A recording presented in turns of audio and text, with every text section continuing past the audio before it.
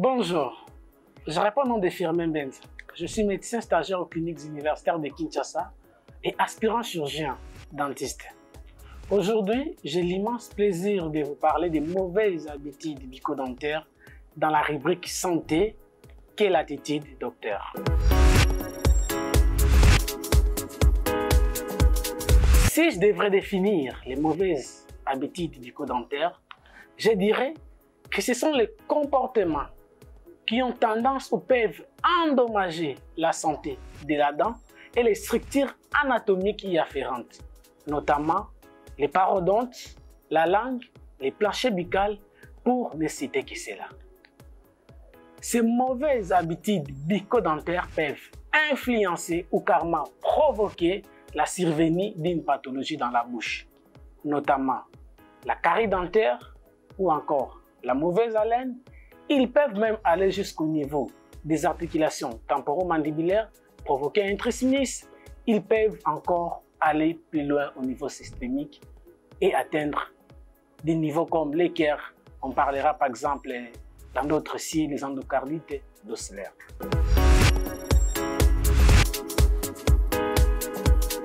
Les mauvaises habitudes bucco-dentaires peuvent être classifiées en deux catégories, selon qu'ils sont d'ordre alimentaire et selon qu'ils sont d'ordre traumatique. Prenons la première catégorie selon qu'ils sont d'ordre alimentaire. Vous allez devoir le constater vous allez devoir le constater comme moi, qu'à la cité, il y a des personnes qui ont un système alimentaire très sucré. Et le sucre est un substrat très fort de la survenue d'une pathologie très fréquente au sein de la société qu'on appelle la carie dentaire. Outre le sucre, il y a encore ces personnes qui prennent énormément d'alcool. Et l'alcool va devoir provoquer aussi plusieurs pathologies au niveau de la bouche. Outre l'alcool, il y a des personnes qui prennent du tabac. Outre le tabac, il y a aussi, par exemple, comme des personnes qui prennent du soda. Et les sodas ou encore du vin rouge, c'est une boisson extrêmement riche en sucre qui est un substrat qui favorise la survenue de la carie dentaire. Comme je l'évoquais tout à l'heure, outre le fait qu'il y ait des mauvaises habitudes bucco-dentaires liées à l'alimentation, nous avons aussi des habitudes bucco-dentaires d'ordre traumatique, c'est-à-dire dues à une pression mécanique endogène ou exogène. Endogène, c'est-à-dire que entre les dents, il peut y avoir une force mécanique qui vont devoir provoquer une pathologie dentaire dans la bouche. Ça aussi, c'est une mauvaise habitude bucco-dentaire. Cela est observé chez les personnes qui ont des problèmes de bruxisme, c'est-à-dire les dents entrent en occlusion, des dents entrent en occlusion sans qu'il y ait quelque chose, par exemple, à mâcher. J'ai parlé de force, j'ai parlé de traumatisme endogène.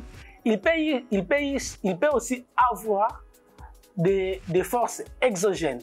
Et là, je vous rassure que c'est très fréquent.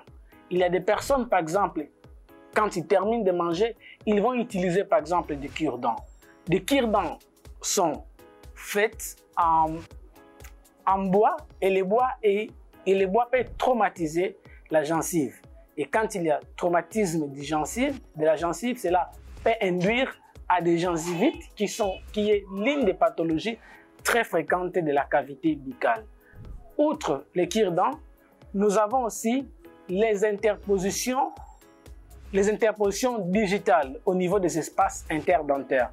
Par exemple, les personnes qui ont tendance à sucer les stylos, à mâcher les stylos, ou encore les personnes qui ont tendance à pouvoir se mettre des piercings au niveau des espaces interdentaires. Cela peut provoquer en long des pathologies au niveau de la cavité buccale. Voilà en bref ce qui représente les mauvaises habitudes bucco-dentaires. Mais outre ces deux catégories, il y a aussi une autre catégorie qui vient très souvent s'ajouter à ces deux autres catégories. Par exemple, la consommation de médicaments sans l'autorisation du médecin. Et cela, très souvent, peut induire une dyschromie dentaire. Vous allez voir, cela est observé chez les personnes qui ont des dents colorées en jaune.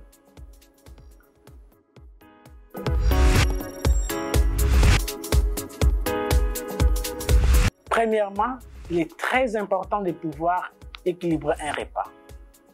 Il est très important de pouvoir conseiller à une personne d'éviter les repas sucrés, par exemple la consommation de glace, surtout chez les enfants, la consommation de bonbons et surtout la consommation de biscuits qui vont devoir se glisser dans les surfaces occlusales des dents qui vont devoir provoquer la carie.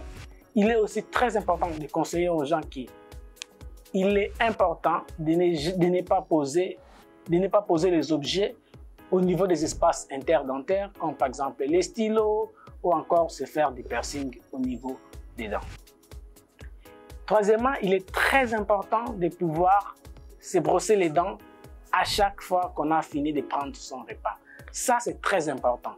C'est très important de pouvoir se brosser les dents à chaque fin de repas pour pouvoir éliminer ces débris alimentaires qui vont devoir se poser sur la surface des dents dans la bouche.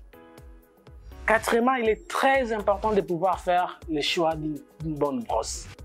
Et très souvent, le choix d'une bonne brosse repose sur les fils qui composent cette dent. Et très souvent, en chirurgie dentaire, nous préférons utiliser des brosses qui ont des fibres très fines, qui peuvent s'infiltrer, qui peuvent facilement s'infiltrer entre les espaces interdentaires. Et quatrièmement, il est très conseillé de pouvoir à chaque fois se rendre dans une clinique dentaire pour se faire quelques check-ups. In fine, les mauvaises habitudes bucco-dentaires sont de mauvaises habitudes qu'il faudra à tout prix éviter chez chaque individu. Car ces mauvaises habitudes bucco-dentaires peuvent influencer la survenue des maladies dentaires, voire des maladies systémiques. Si j'ai évoqué comment éviter ces mauvaises habitudes bucco-dentaires.